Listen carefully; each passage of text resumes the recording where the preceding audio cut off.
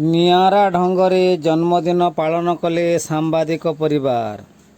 ସୁବର୍ଣ୍ଣପୁର ଜିଲ୍ଲା ବିନିକା ସହର ଓଟିଭି ସାମ୍ବାଦିକ ଦିଲ୍ଲୀପ କୁମାର ସାହୁଙ୍କ ପୁଅ ଜୟପ୍ରକାଶ ସାହୁଙ୍କ 10ତମ ଜନ୍ମଦିବସ ଏକ ଭିନ୍ନ ଢଙ୍ଗରେ ପାଳନ କରାଯାଇଥିଲା।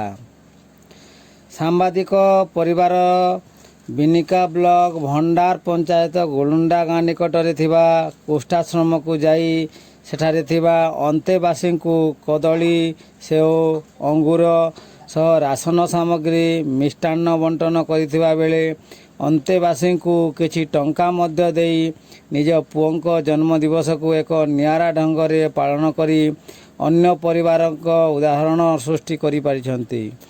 ସେହିପରି ତାଙ୍କ ସାଥିରେ ସାମ୍ବାଦିକଙ୍କ ସ୍ତ୍ରୀ ରୀତାରାଣୀ ସାହୁ, କୁନି ଝିଅ ଚାନ୍ଦିନୀ ସାହୁ ଉପସ୍ଥିତ ରହିଥିଲେ।